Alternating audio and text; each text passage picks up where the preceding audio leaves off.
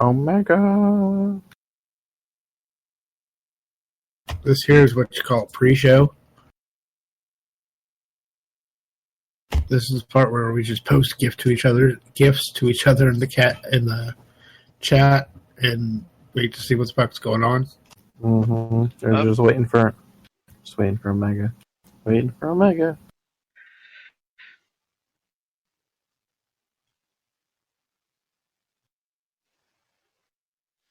In the meantime, I guess we could have some music or something in the background.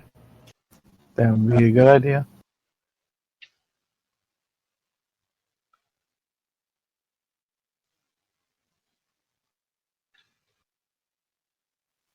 I know you meant to say chat, but you said cat.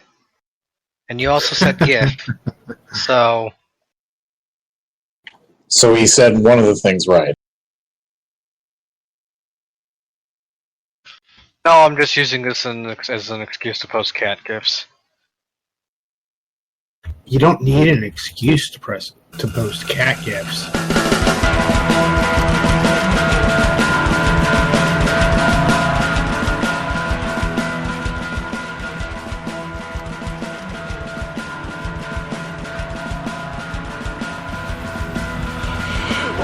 I think I'm ready.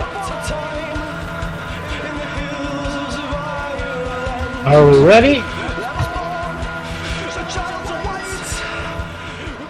Yep.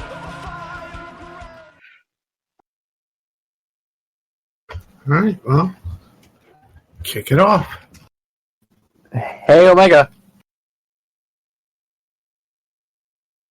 Hey, Omega. God damn it, Omega. Yes, Gunner. Jesus Christ. So, we're more late than a 17-year-old after prom night. Jesus. Do 17-year-olds go to the prom? I thought it was 18-year-olds. No, that's senior ball. What are you talking about? Old man. In my day, you could get a Snickers for $1.09. You can still get a Snickers for $1.09. What kind of prices are you paying? My God, alright. Maybe in Bosnia. Let's stop feeling old and start the show.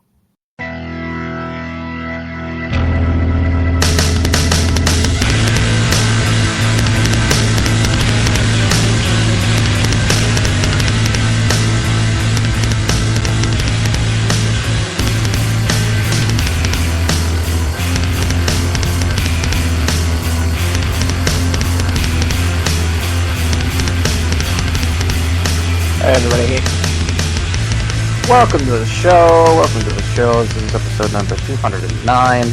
My name is Gunner, that is Omega BR. I don't much care for Snickers, I'm more of a Skittles man. And you can get those for quarters on the dollar. Well, we could talk about dimes and cents, but you know, we might as well be in Venezuela at that point. Joining us this week also is our wonderful technical producer, Mr. Yank of DDS. Well, I didn't break it, and we're doing something new, so I got that going for me. Whatchamacallit? Okay, that's strange. But also joining us this week is WFC Masters. WFC revealed to have an anime icon on his Discord, Masters. Who's surprised by that one? I mean, come on, that's like saying that, you know, NetJester actually was dropped on his head as a child. Thanks.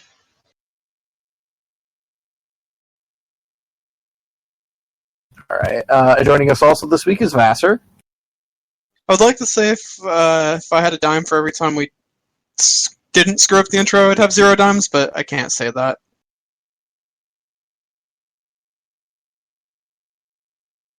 Let's see, and we also have Save Us Dog.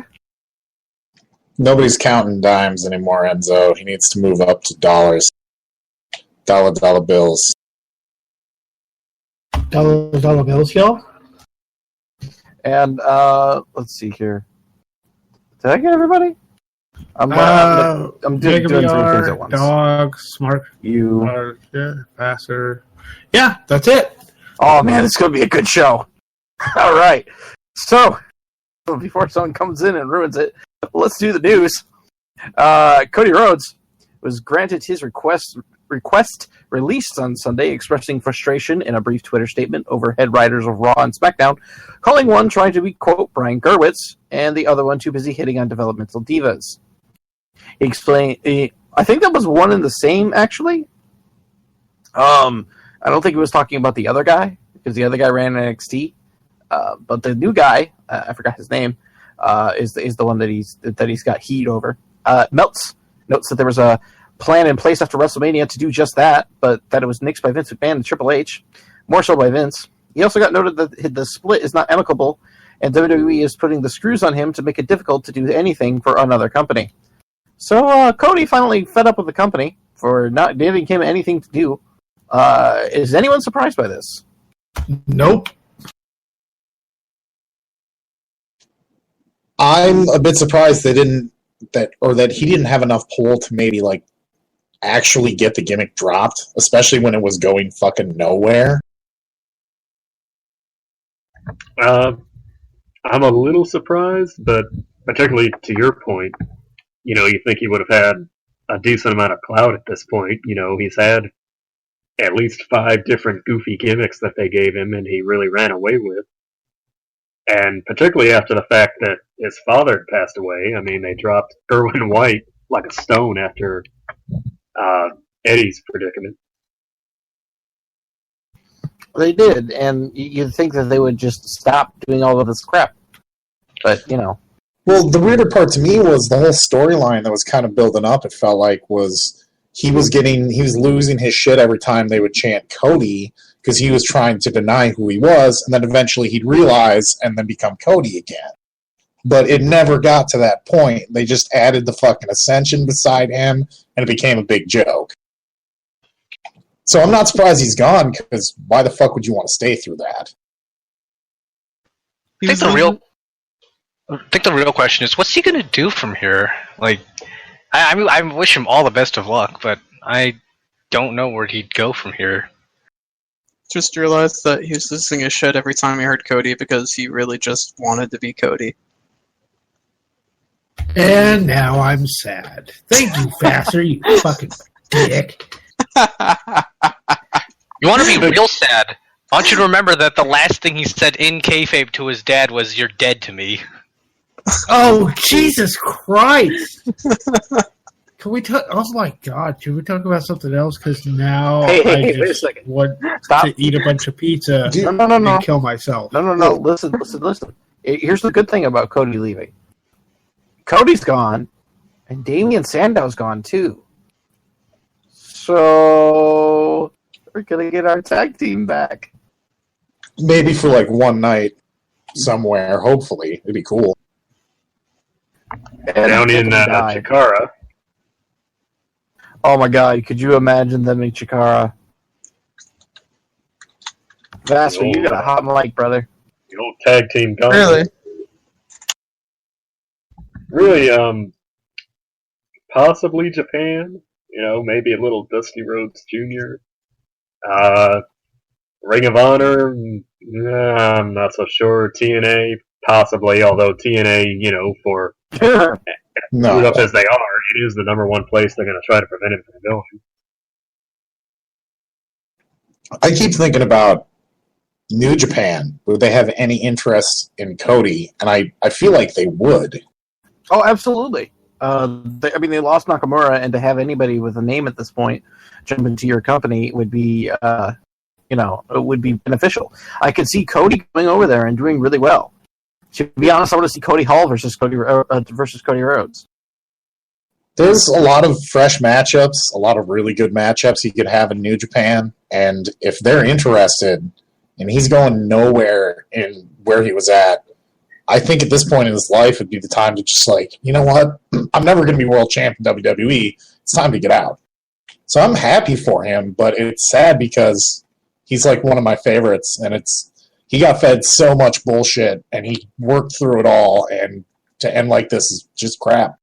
It is pretty interesting though, because we've been talking about this whole new dynamic where they're most of their new guys are coming from independents and have that name, and then a lot of the people who made their name in WWE are going to be on the outs.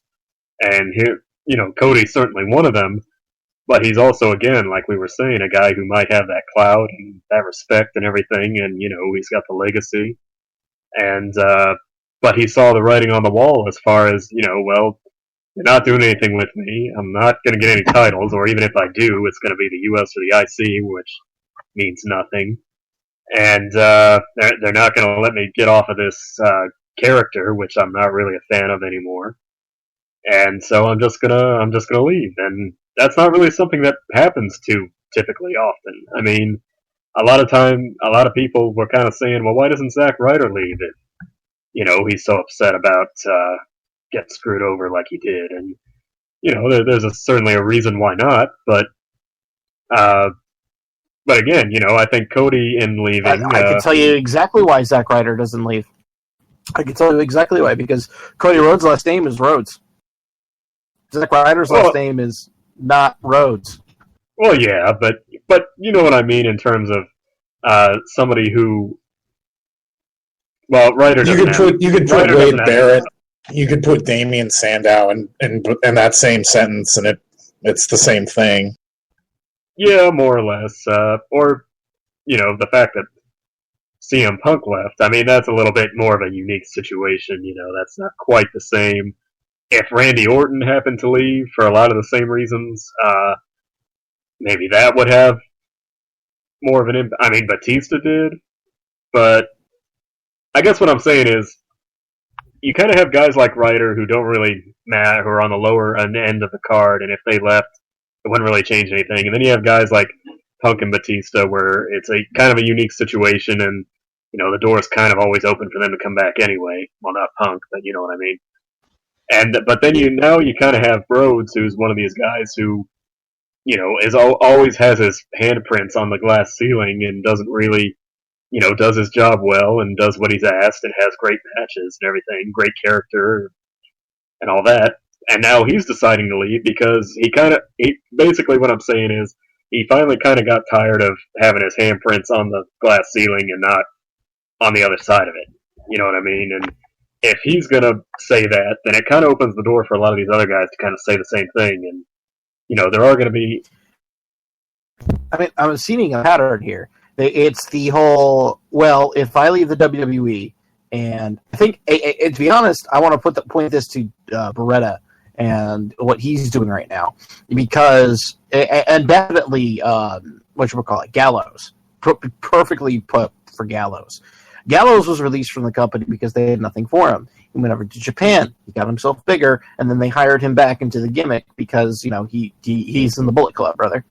That's the he increased his value as a competitor, as a performer. Yeah. Right. And I think that people leaving the WWE, increasing their value, and coming back is exactly what some people need to do. And I think that's something Cody Rhodes could certainly do. Yes, absolutely. Well, he's got the in-ring. He's always been a good promo, and he never gets a chance to really show it because he always has stupid gimmicks. But I look at the run up to with Big Show when he was Intercontinental Champion, and that whole run when he was just Cody Rhodes. If he does that in Japan or on the Independents, he's going to make a fortune. He'll make a killing. Yep. And you could always see Legacy get back together, him and DiBiase. Oh my God, that'd be hilarious. Oh God, I really wonder if he's actually going to come back after there's a shakeup in management too. Because hopefully when Vince decides to step down, maybe they'll actually reevaluate some of their old some of the people that they left and hey, maybe we should rehire these guys. I don't know. I mean, I feel I could see that happening. Yeah. I could see that happening. But remember that apparently there's going to be more releases coming here on Friday, so don't be surprised if there's more people added to that list. Well, and see, that's the other thing. Now we're kind of at the point where you do have to increase your value in order to be looked at by WWE. I mean, there were guys who, Damian Sandow himself, as a matter of fact, he was Idol Stevens, and he was on the main roster for a while. They let him go, and then he didn't really make a big name for himself anywhere. He just kind of kept at it, and then they hired him back, and then things kind of worked out the way they did. But again, now we're at the point where, okay, let's say Cody Rhodes in 2 years is like, okay, you want to give me another look or what have you, and then maybe WWE says, no, not really. I mean, we just got Roderick Strong, we just got Akira Tozawa and etc. I mean, we're gonna roll the dice on those guys, So, but again, if he makes a big name for himself and maybe joins the Bullet Club or does some stuff in Japan, well, now all of a sudden he's got some value again, and then WWE will come calling him. You know what I mean? Exactly. I'm totally looking forward to this, to seeing him out in the independents. But we got to move on here because this is the news. Pop TV president Brad Schwartz was interviewed by PWI Insider and told them that Impact will be indeed on the network come September, saying they wouldn't get rid of their second highest rated program. He also noted that Impact replays were pulled in part because the show has been on the network long enough now that people could see it live on Tuesday. While this makes sense, LOL TNA. Oh boy, what else is new? Water's wet, sky's blue, and TNA continues to be inept for its continued existence. I feel like I'm getting swerved here. I feel like Vince Russo is booking this timeline with TNA. And he did only say they'd be on the air come September. That's not 2017, 2018. Well, what he kind of said was that upfronts aren't necessarily for the public. It's more of an advertising thing where, you kind of get a word out to everybody, potential advertisers and everything. Doesn't that cause concern, though, that their quote-unquote second highest rated program is not on that? Yes. That to me is a massive red flag. Well, TNA is always, it's the reason they left Destination America. They've always kind of had problems getting advertising because it's wrestling. And I'm still waiting for the $335 from West to be able to produce the videos that were going to air during TNA. Right. I mean, the guy kind of gave a lot of diplomatic answers, like, yeah, good question, and again, we like how passionate everybody is about the product and this and that. Kind of that old, the stuff JBL's been saying about range, which, by the way, that's in here too. Where you kind of dodge the question. I don't think they're going to get rid of him. I think he was being truthful in that respect, but at the same time, I think if there came a point where they had to decide to just, all right, we're going to cut it, I mean, they're not opposed to that either. I really kind of get upset when I think about how TNA is managing its business, because they've managed their business so badly that it's actually kind of reflecting bad on wrestling as a whole, because other companies look at this nonsense and they go, why would we want to put our advertising dollars on a program where a midget masturbates in a trash can? Like, this is... Why are you subscribing to Hornswoggle's Snapchat, dude? I mean, obviously that was way early TNA. I can't blame them for that, mostly, but it's it's frustrating that this is a thing that that regularly happened on TNA, and it's it's astonishing that they haven't run out of money yet. Yes, that's really. that's the bigger miracle to me. Yep, and the fact that people keep pumping money into it that actually. Oh, God damn it! It had to happen eventually. I know, right? But we'll talk about that later. Moving on, WWE announced they gave Adam Rose his request to release on Monday. Announcer Alex Reyes was released this past Wednesday, and the Brooklyn Brawler was reportedly released in part due to a, quote, small mistake. Omega, I understand that you do the news. Can you expand on this small mistake? I don't know, and nobody else seems to know either. It just seemed to be kind of a talking point that, that was just one of the things that contributed to it. Maybe they were planning on getting rid of him anyway, and that kind of just nudged the decision. I mean, I do not know. it's kind of like there's not really a. It doesn't really surprise me. I mean, they'll find any excuse to get rid of somebody. Maybe. What's funny is they brought up the Brooklyn. They actually had a soundbite in Camp WWE this week where Vince says Vince is asking final questions, and he asks, "Should the Brooklyn Brawler be in the Hall of Fame?" The Brooklyn Brawler should be in the Hall of Fame, goddammit, for the work that he's done in the business. But, Oh yeah, I mean, even today, are there really, for as sporadically as he appears, if he were to appear on Raw for some segment or job to somebody, wouldn't there, even if you'd never heard of him, wouldn't you kind of automatically get it? You'd think. I mean, you'd think that. I mean, obviously, some people don't know who the Brooklyn Brawler is or what he's done. But at the same time, you look at it and you go, well, you know what? I mean, he's been there for 30 years, and he's stuck around for some reason. I mean, I think the only people that isn't a McMahon that's been around that long is, I think, Finkel. Jesus. Yeah. So think about that for a sec. What did he do? Was he just a road agent? Yeah, he was a roadie.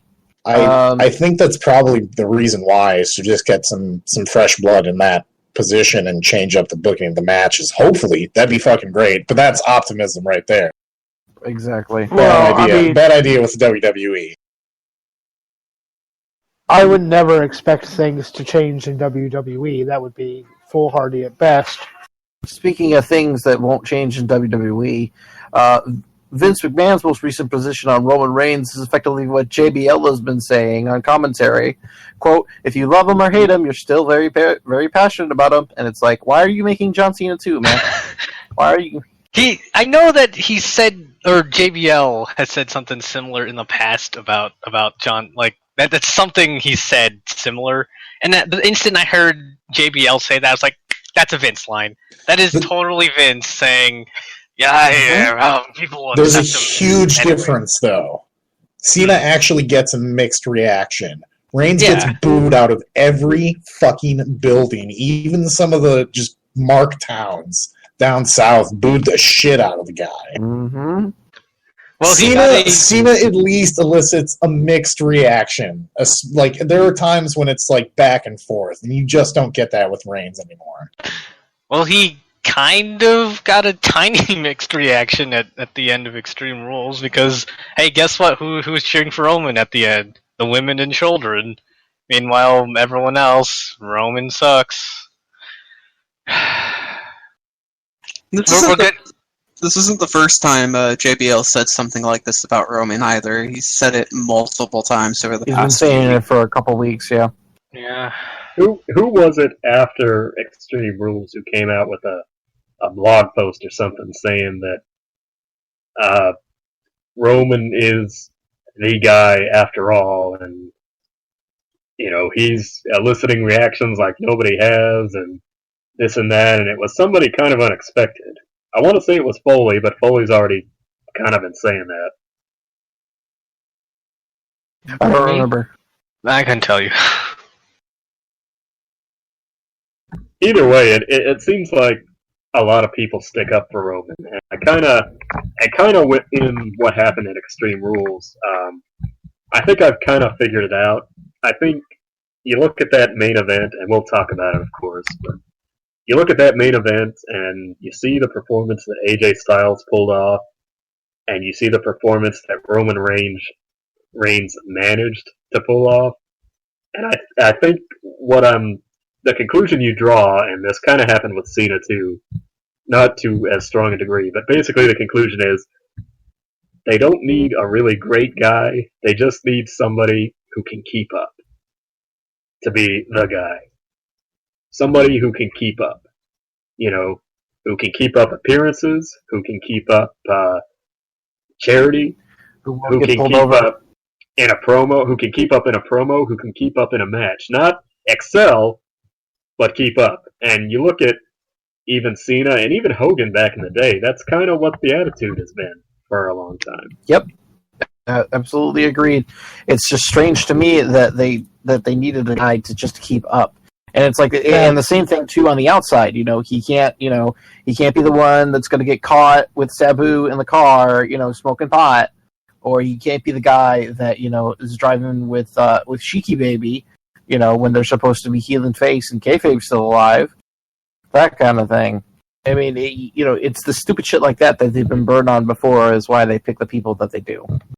And the thing is, back in the you might say to me, well, back in the Attitude Era when Austin and Rock were killing it, that was different. And I would say, yeah, that's different because then they were keeping WWE up. Like WWE was trying to keep up with WCW and everything. So of course they were going to go that extra kind of. But now that they don't have to, now they just need somebody to keep up. The guy has to keep up with WWE. They don't need to do it for the company elsewhere. You know what I mean? It's like, really,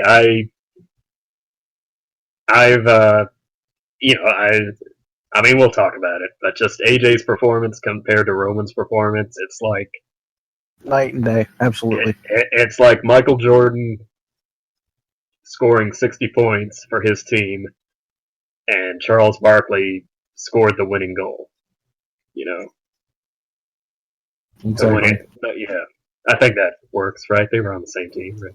They weren't, but yeah, I could see that. We'll they're in the same sports. They are on TNA. Same sports. We'll pretend that it's like Space Jam or something. Speaking things that are out of this world, Sasha Banks was reportedly injured at the May 15th live event in Charlottesville, Virginia, after referee Justin King accidentally fucking kneed her to the head, possibly giving her a concussion. Hiroshi Tanahashi is taking the next 4 weeks off due to an injury stemming from the ladder match with Kenny Omega. He was supposed to take it easier this year, but was needed after the defections of Bullet Club and Nakamura. So, okay. Tanahashi, hurt as usual, and Sasha Banks gets fucking kneed in the head. Jesus Christ, guys. Kneed in the head by a ref. That's the worst. This is the second time now Sasha's been injured and they've been keeping quiet about it. Mm-hmm. Well, it's not necessarily terrible because she's not going to be involved in the storylines anyway up until SummerSlam. I really hope that that's the case because I really don't want her anywhere near the storyline right now. Oh, God, no. No, I don't want... Yeah, it's just more bad news for her. For Tanahashi, it feels like sort of what he's been dealing with for a long time.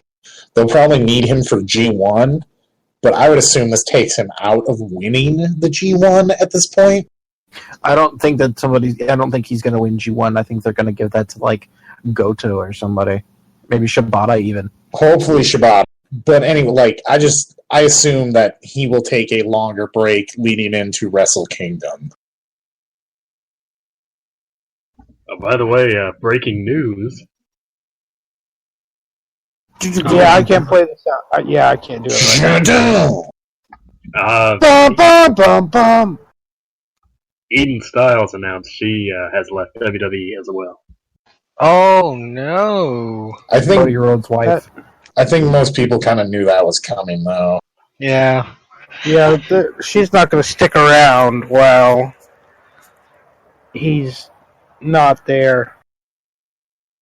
I thought it could have gone either way, to be honest with you, because, I mean, AJ, I thought, well, it's kind of like when Punk left and AJ was still there, but then she left eventually, but I guess my logic on it was Eden's an announcer, so she's not necessarily, in a position where she's going to be put down. I mean... I definitely want to see, and I know this is going to sound kind of stupid, Mike Bennett and Maria Kanellis against Eden Styles and Cody Rhodes. Ew. Gross. Anything with Mike Bennett in it is awful. I kind of want to see it, though. Just because I want to see Eden and Maria get into a cat fight. I fucking miss Maria so much. Watch TNA, Yankum. No. Yeah, I was going to say, turn on over Pop TV right now, buddy. I mean, I hate myself, but I don't hate myself that much. Speaking of hating yourself, Stephanie McMahon will be releasing her memoir this September, along with a big media push on WWE's part, in an attempt to get her face into the public more and solidify her position whenever Vince McMahon steps down. Who's going to read Which that? isn't going to happen. Well, he's going to step down, but we all know how it's going to happen. But isn't her face in the public enough? She does basically all the media tours for Mania, and she does most of that stuff now. Yeah, but it's getting it's like John Cena. Vince doesn't have a book, does he? Yeah, wait, no, doesn't he? Wait, I don't think I don't so. think he does. But here's the thing. When people think WWE, they think Vince McMahon. They don't think Stephanie McMahon. So in order to make it more... they want to solidify her. So they should change her name to Vince. Okay, so basically what you're telling me is that she's going to Bruce Jenner this thing up? Oh God. Well, it's going to be fluff. It's going to build her up as amazing and great. It's going to be fluff. A live sex change celebration. Don't joke about that. You know how insane the McMahon family is. They just might. She's gonna stuff a sock down there. I don't expect anything really interesting in the book. It's probably going to be a lot like that interview with Jericho, the podcast. I mean, some tidbits about how she grew up and everything, but not a couple fun stories, but things that everybody else knows. Oh, okay, taking odds right now. Macho Man references about the particular story between her and Macho Man. Still in zero. The book. Zero. His name won't even be in the book. Omega, are you willing to bet that Macho Man will not be in the book? Are you willing to bet against that? Because I think he will be. Not necessarily mentioning all the allegations and whatnot. I know. But I'm saying I would say he's not even in the book at all. I mean, except for maybe one sentence where she's like, I remember being at Greensboro Coliseum that night with it was Hogan versus Savage and da-da-da-da. Savage came backstage after the match and fucked me ragged. No, not even, not a direct reference. Just possibly a passing, to set the scene, all those guys in the locker room. It'll be part of a list, basically. Not Savage's is the only dick she's seen that's bigger than Batista's. Yeah. And on that note, our fearless leader, none other than Omega BR, has been struck speechless. I have that effect Well, on people. you know what I'm saying. I think the word savage will appear in the book, when she talks about the time she took that strap on. Oh! I don't want to hear her getting savaged by anybody.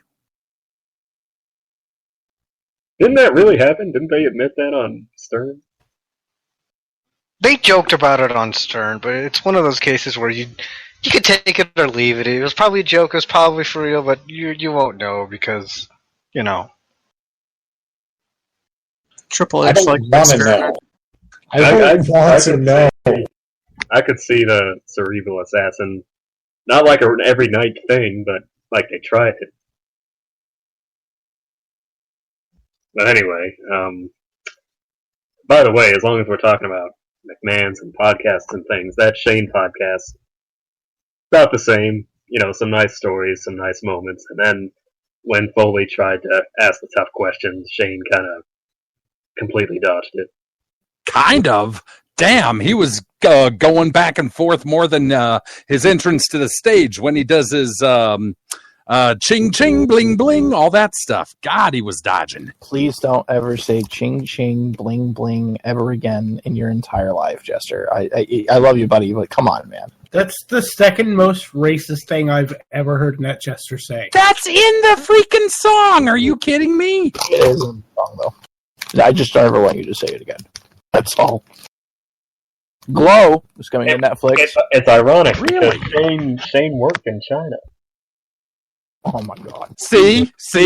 Moving on to Megan knows. He Glow. worked all right. Let's be fair. Lots of people, including Triple H and X-Pac, worked in China.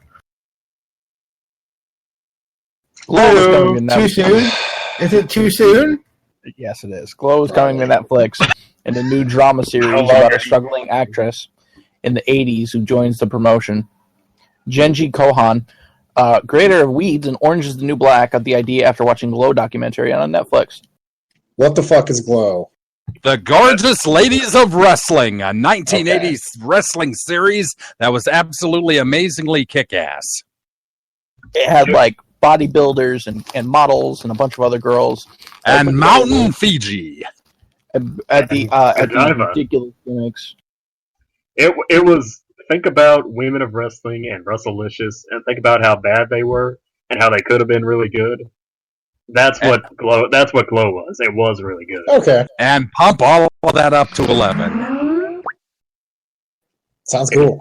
They actually had clever gimmicks.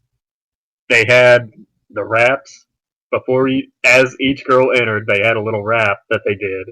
They cut to a video of them doing a little rap, and it was really goofy, but it was good. And what it was they would tape at the I think it was the Mirage in Las Vegas, and it was mostly exactly what they're saying here. It was mostly models and actresses and things, and there were some legitimate athletes and some wrestling trainers. And they kind of trained them, and then they gave them. It was basically like a stage show, only, with wrestling. So, Tina Ferrari was Ivory. She was there, and a few others I'm forgetting who went on to do like women of wrestling and such. But I'm looking forward to it because I enjoy Orange is the New Black. I think it's a good show. I didn't enjoy Weeds that much, but well, I really hope they. I wonder if. Oh, by the way, Babe the Farmer's Daughter. I forget her real name, but she actually owns the rights to Glow and all that stuff now. So I wonder if she actually owns all the gimmicks and everything too, because I'd really like to see them, recreate the gimmicks and the storylines and stuff, but just include some new characters or what have you. I think it'd be fun if they had some of the girls that used to work there jump in for cameos. Oh yeah. Yeah, it'd be interesting in seeing what happened to Godiva and Hollywood and Vine and Fiji after all these years. Patriots tight end Rob Gronkowski. Well, I think Hollywood actually did some adult features, but that's neither here nor there. We'll look that up later. Now you're just giving him material, man. Come on. No, wait a minute. It wasn't Hollywood. It was who were the really kind of glammed up posh girls who were happy all the time and came out in the pearls. And one wore gold and the other wore red, I think. I'll look it up. We'll figure it out. So, anybody have any feelings about Rob Gronkowski jumping to the WWE after he's done in the NFL?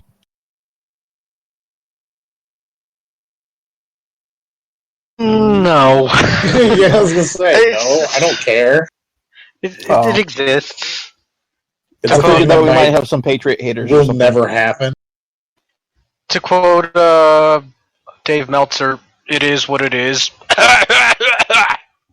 He ain't quitting football anytime soon. Not with the money he's making. So, Hey, dog, why don't you read the next one? It was Tiffany Mellon.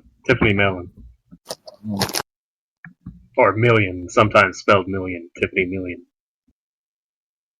Dog, I believe the next one is your news bit.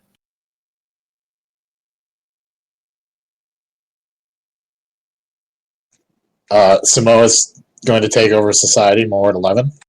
There you go.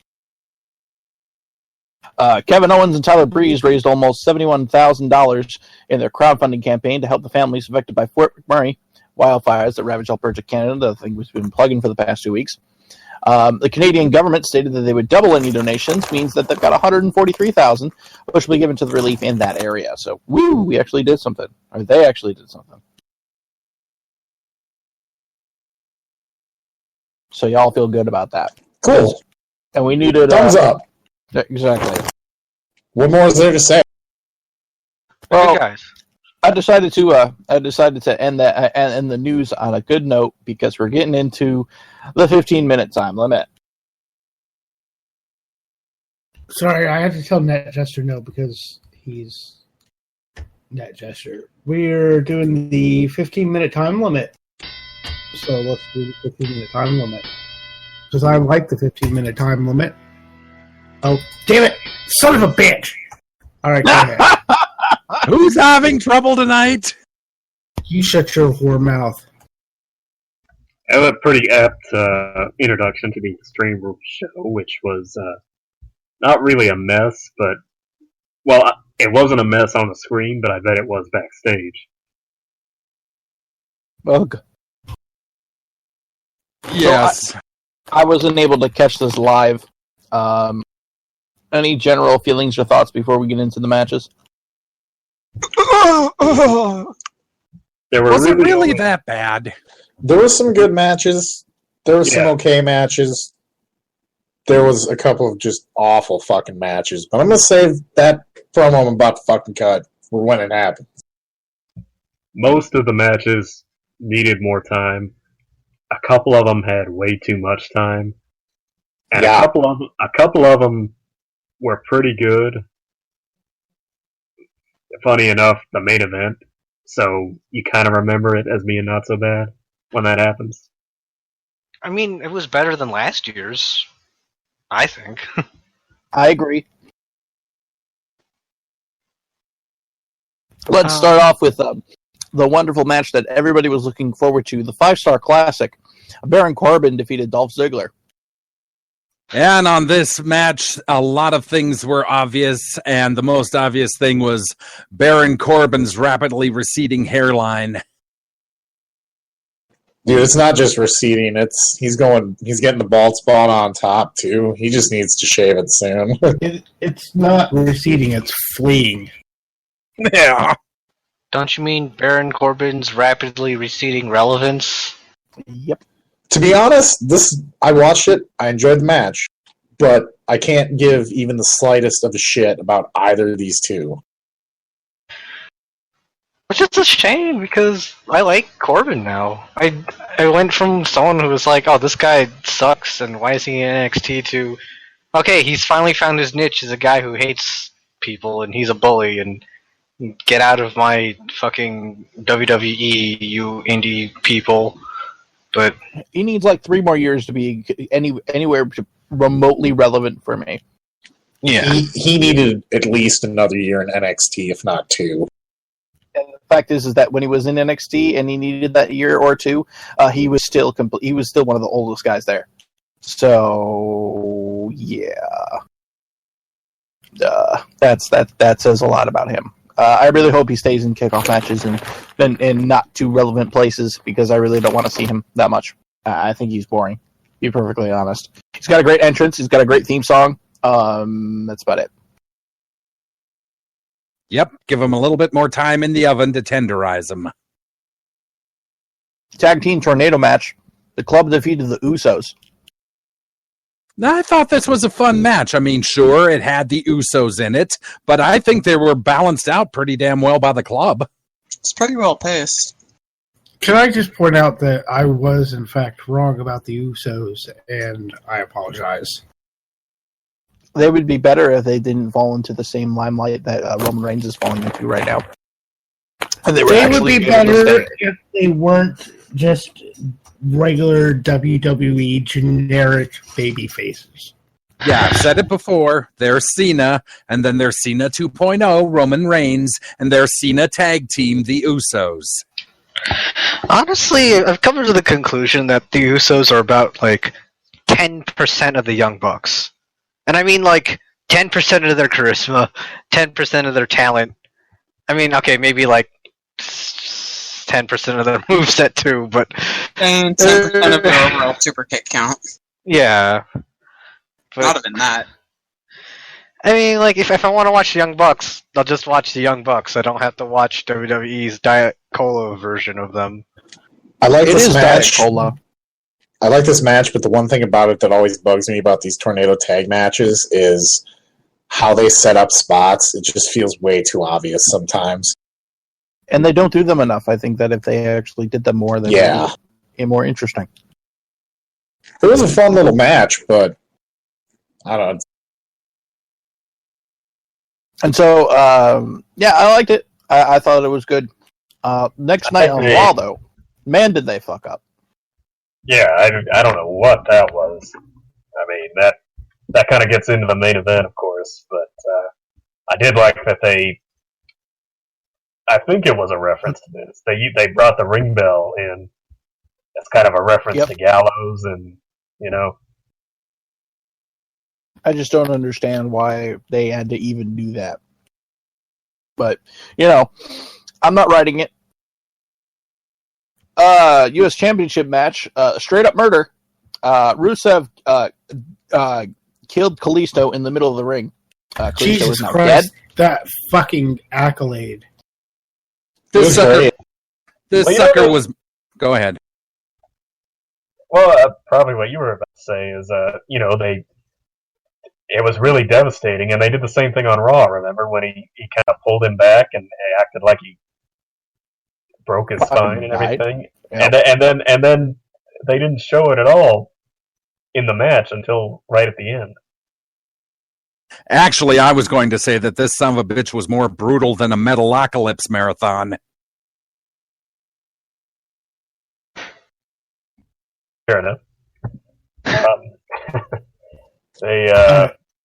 This was pretty good. This was kind of a boring match though until it got to the end, until that accolade, and then when he killed him, it was just like, all right, fuck yeah, now we might have something.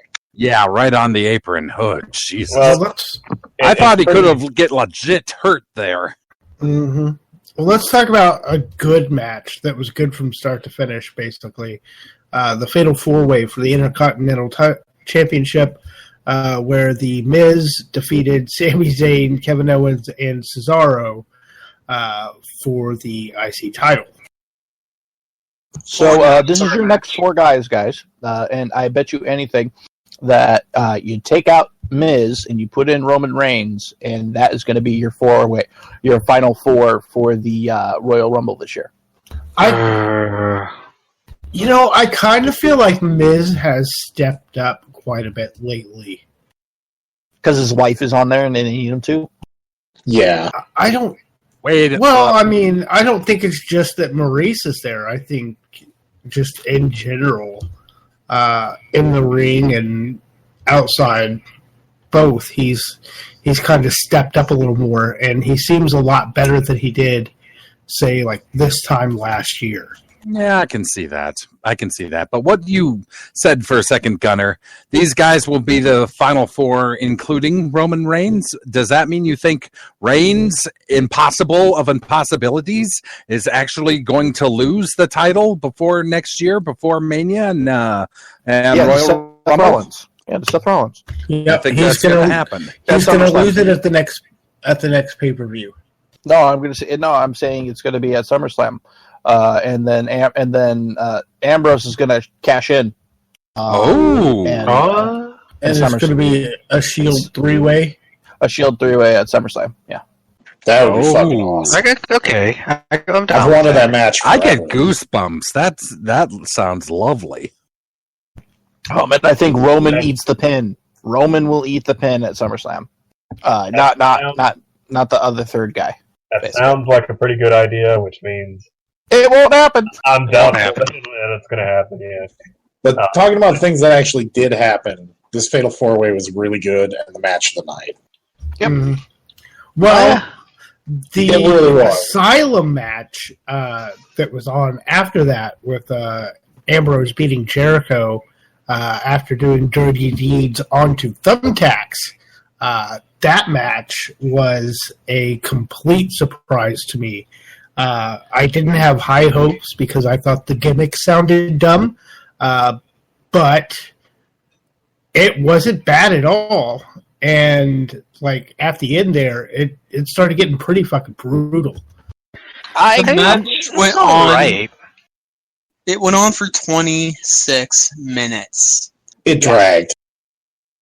The word on the street Alvarez tweeted during the match that something got cut, a segment or something, and that's why they gave him the extra time. But Supposedly it was the segment with the McMahon, so either way we probably would have lost. But yeah, but literally any other match on the card could have used the time better and needed the time really. I mean, it was goofy, really, and not in a good sort of way either. Because yeah, we get it. Dean Ambrose is totally this wacky guy. It was goofy in a TNA kind of way. Yes.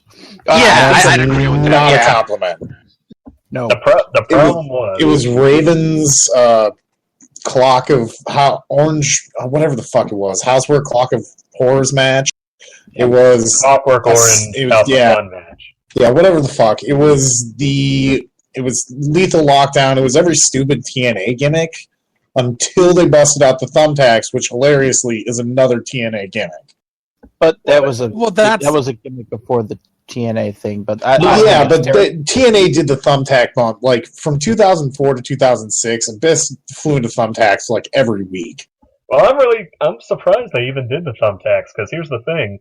Remember, this whole feud started because Jericho broke Ambrose's plant, and the plant was actually up there, or another plant anyway. Son of Mitch, yes. And they never even used that one. Nope. And Right, that was disappointing. it's like the whole match is like really kind of, let's fight on the rope for 3 minutes, going for a weapon. Let's go for the weak weapons first, of course. And then the payoff is a bag of thumbtacks, which I feel I enjoy the thumbtack spot. I thought it was pretty brutal. It allowed for a little blood to drip through, and that you'd be able to end the match on blood. The fact that there was no blood in this match, when you know that if this was 10 years ago, there would be blood on both components. That bothered me as well. I thought it was really stupid. Well, my thing is, this whole match. First of all, it never got out of first gear. Like, everybody from the start knew that this was going to be a goofy match, and it really was, and it dragged on way too long. But then the payoff to all that goofiness is thumbtacks.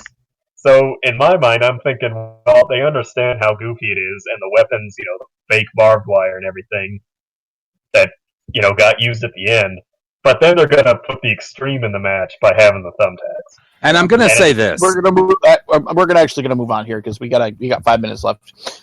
We missed the New Day defeating the Vaudevillains. Let me say this much: the Vaudevillains actually looked good in this match. I actually thought that them coming out the way that they did in their entrance. We won't see them look for a while now. Exactly, because they're probably going to end up in the back of the line, trying to fight the spot for the Ascension of who can stay more relevant and not released. But you can figure that one out yourselves. It's going to be the Ascension that's going to win that one. Whatchamacallit? We also have the submission match for the Women's Championship. Meh. Woo! Meh. Just awful. Really not good. It was just bad. It was just a bad fucking match. And speaking of matches that dragged, holy shit did this match drag. It could have been so much better than what it was. They've had much better matches. Their matches in NXT were fucking great. And they're given that much time on the main roster, and they put out that? What is the disconnect? I don't know what it is. I don't know what it is. Overbooking. It's just... Oh, yeah. We're 2 months removed from the fucking Women's Championship coming back and this whole goddamn revolution. And in 2 nights, it turned straight back into the Divas division. And it fucking sucks. Speaking of that championship, remember when this whole thing started, when Charlotte had every girl in the ring and they all left except Natalya, and Natalya was going to be first in line? Now that Natalya is presumably out of line, I can't think of a single girl who's going to be, except for maybe Becky. I mean, her name is Alicia Fox, and she's going to step up next. And she's the Heath Slater of the women's division. Yep, there you go. Sorry, Jacob. Fucking okay. First off, fuck you, Omega BR, for saying that. I hate your guts, and I hope you fart and poop comes out.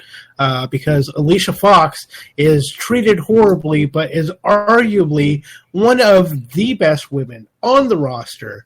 And it's bullshit the way she's treated. She's also So let's just go. she's also the person that has been there the longest. That is a woman. Mm-hmm.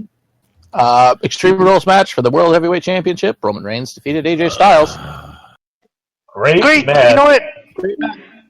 I'm willing to say that even though that we all knew that Roman Reigns was going to win, it's like, this was great. Like, these two went at it, and they tore the entire place up. Like, it's really what we want out of an Extreme Rules match, and short of actually blading, like, I don't think you could get any more extreme than this.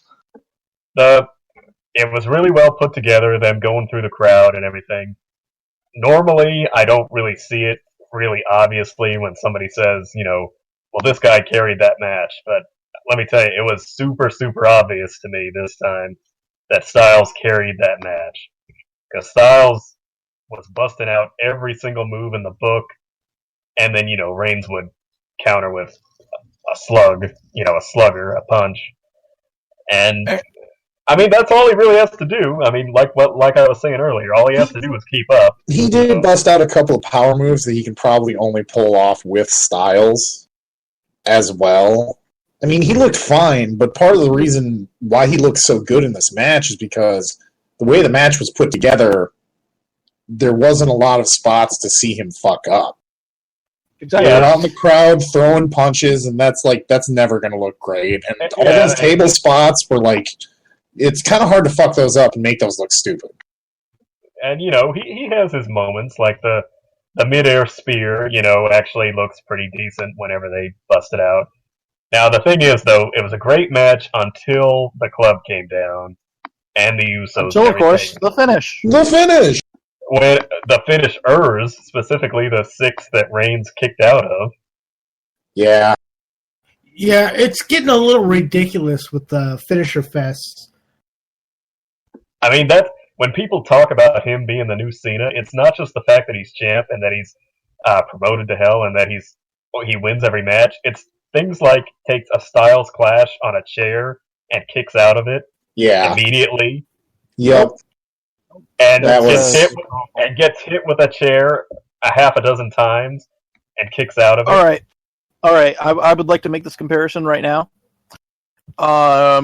Roman Reigns is the ultimate warrior of this generation. What? I don't know about all of that. Yeah, no, I can kind of see that. He is the second coming of another person who originated the particular genre, a.k.a. Cena to Hogan, and him to Ultimate Warrior. He blows himself up. He has terrible matches. He does not do well. And he shows no signs of improvement. Although he does probably have a better attitude and isn't a fucking racist like Warrior was. See, I mean, though, like, at least Warrior had the sense to... They figured out a way to hide his limited ability. They would book Also, 30-second matches with him. Warrior had charisma. Oh, dripping, oozing. That's a very big difference. I would argue that Roman does too when he's doing his own thing. When he's allowed to be himself, which is very rarely. Right. All right. I wouldn't call it charisma. I would call it stoic. Smug. Imperialism. Here. Imperialism. There you go. It's pretty close to what Charlotte and Dana Brooke have. Mm-hmm. Which is the opposite of charisma. Yeah, no offense, Charlotte. She needs to go back to promo school. She needs to, but neither of them. I thought she was fine last night on Raw. Oh my God! Until she started last night. That promo sucked. She seemed okay last night. You know why? Because she was actually, because it seemed like it was real. Because she was actually breaking out of the script to show us the crowd. She wasn't supposed to cry, I think. And I'm pretty positive she was not supposed to cry. And I'm really bothered that it took that much, I don't know, character assassination to actually get her to actually get some heat with the audience. Like, it And was, hey, when's the last time you heard boring at Ric Flair? oh god. It We didn't, need to move on. because she jawed with Yeah. the crowd and then immediately went back to her lines, and which was "Get out of here, Dad." You know, it Yeah. should have that she didn't build it up good enough. Just The when everything timing started was getting off. good. Just so when everything was getting good with that Just- particular angle, they you- kibosh it. You think Alright, we gotta kibosh that it. was bad? Just wait until it's only Charlotte and Dana Brooke cutting promos. Yep. All right, we got to move on here. We got to move on here because somebody Quit it. somebody is getting a little antsy. So let's get it right into the Jesus Christ, Yankum. What? With the ratings, it's faster.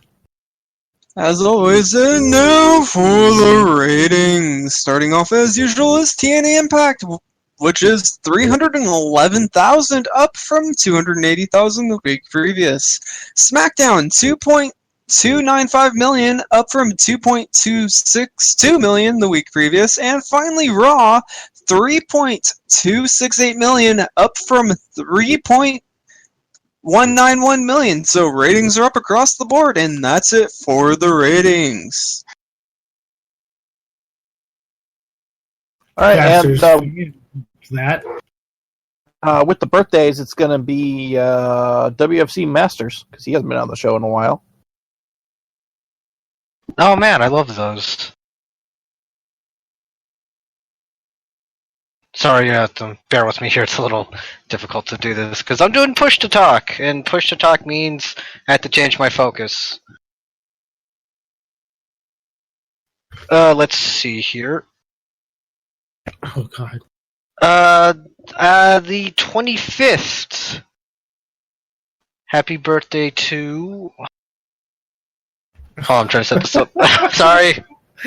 Here, It's Max. all right. Look, I'm gonna got put it, it in the I got chat. Oh, you could do that too. Yeah, I can look. Here you go. The 25th There you of May. Happy birthday to Mil Muertes.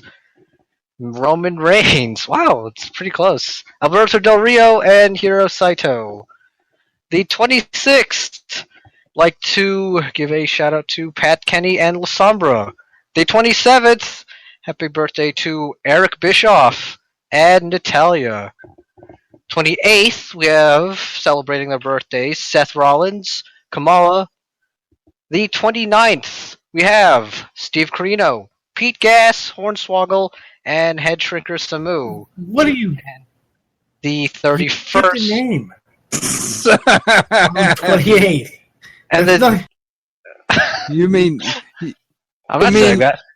you mean 31st, we have Takashi Sugi. Wow, I can't do Japanese names. Sugiura. Takashi. There you go. Takashi Sugiura. Sugiura? Jesus. you mean he didn't trip over your landmine? Is that what you're saying, Yankee? The Yeah. funny thing is, I didn't put any fake names in the birthdays this week, so I didn't there's either. that. That's the worst part. That's a real name. Apparently, I don't know who it is. I'm gonna have to Google it. Dick Sockrider. Richard. Is that how? Richard Sackrider. Sackrider. I put it in there. It was me, Austin. Someone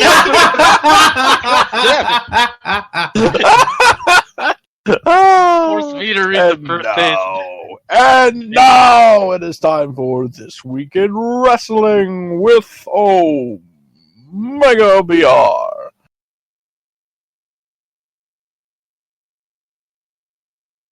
Omega BR. It's your turn. Yes. This weekend, wrestling history.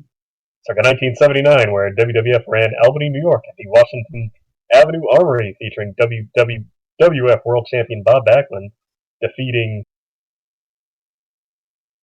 Hussein Arab, the future Iron Sheik, the account out after the 35-minute mark. Jump to 1981, where Kevin Sullivan and Wayne Ferris, the future Honky Tonk Man, began their second reign as AWA Southern Tag Team Champions, ending the second reign of Bill Dundee and Dream Machine in Memphis, Tennessee. And in 1989, Russian amateur wrestling great Salman Hashimikov defeats Big Van Vader for the IWGP Heavyweight title in Osaka, Japan, ending Vader's reign at just 1 month. On the same show, Jushin Liger defeats Shiro Koshinaka to win the IWGP Junior Heavyweight title. Wow. And that was this weekend wrestling history. The things you learn on this podcast. All right. Kevin Sullivan and Honky Tonk Man were a tag team. Damn. Hold on, because we have breaking news. Uh-oh. What's going on? Zack Ryder was in a Money in the Bank qualifier. That's on SmackDown. And we're not going to go out the SmackDown spoilers. No, we're not No, going to give we're us not. But that's a big deal. That's a big deal. I mean, he was All eating right. Outback on Sunday. I'm just saying. Speaking of Happy trails. Speaking of Zack Ryder, let's do some Happy Trails. Happy trails. Wait a minute, is Have that a no- sex joke? Please No. stop. Net Chester, Chester, don't ever, it- ever, God never, damn it. never again. Can you just not? Happy trails I to can do John this. Cena, who landed the hosting gig for this year's ESPY Awards. Also, happy trails to Dana White and the UFC, who are back on good terms with Conor McGregor again, and attempting to set up the match with Nate Diaz one more time. Ooh. However, White reportedly stormed out of a tavern that he met Diaz at. Diaz for life. I I want to see him cannot like whoop the his Diaz ass brothers. again, man. I want I to do see not it. like. I don't like the Diaz brothers at all. Sorry. Hashtag What should we watch Movie this- Order. What should we watch this week in wrestling? E-Ink and DDS. Oh, Jesus. How about... How about Raw? I gotta look up the date. I don't remember the date. The one where Mick Foley wins the WWF title off of The Rock. WFC Masters. What should we watch this week in wrestling? Well, if I were to suggest a match, I would actually suggest 2014 Extreme Rules Shield versus Evolution. It is definitely online in some places, but if you look very carefully, you might be able to find the version with the French commentary. I don't care if you don't understand French, go watch it because their French commentary is amazing. Wait, but you wouldn't know it was amazing if you didn't speak French. Because there are parts in English, and the English parts are also hype as hell. All right. Vaster, what should we watch this week in wrestling? Since I read a article about Drake Wirtz, their hardcore referee, I'm going to recommend one of his old matches from IPW. Drake Younger versus John Moxley in a dog collar match. Okay. Dog, what should we watch this week in wrestling? You should watch from last week's Lucha Underground Kill Shot, a.k.a. Shane Strickland, versus Marty the Moth Martinez in a really, really good match. Surprisingly good match. Those two have good chemistry, and dude, Shane Strickland is probably in my legit Fave 5 right now. He's fucking awesome. Omega BR, what should we watch this week in wrestling?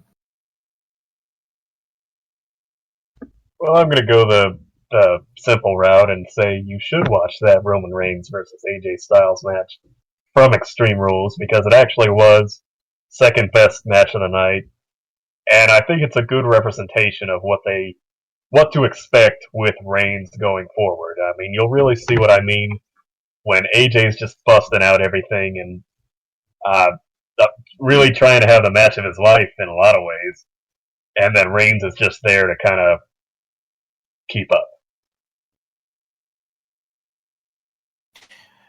Not Jester, what should we watch this week in wrestling? Well, I'm going to make this one simple. I think, once again, from Extreme Rules, everybody should watch the Intercontinental title match because if it starts and ends with a haluva kick, that's the best way to start and end a match. I'm also going to suggest a Sami Zayn match this week, but I'm going to suggest his qualifying match for Money in the Bank with Sheamus on Raw because quite hot damn is that a good match. And hot damn, have they been having good matches lately with Sami Zayn and all that crew involved. I mean, it's ridiculous the high amount of quality that we're getting out of the people, that were just called up from NXT or who were in that basically that generation of people that went up on the indies together, and now they're at the top, near the top of the WWE, and it's a wonderful thing to see for somebody who's been watching them this entire time. All right, that's it. That's the show. Thank you very much for listening. We hope you check us out, smarksnark.com. Go subscribe on iTunes, facebook.com/smarksnark, twitter.com/smarksnark, smarksnark@gmail.com if you really want to get a hold of us. You can call into the show, 812-408-9666 or 812-408. Woo! And for all of us here, we thank you very much for listening, and we wish you well in your past, present, and future endeavors. Yankum, that was much, much better than Charlotte. You should be proud. I'm telling you, that match was brutal. Your face is brutal. Your mom is brutal?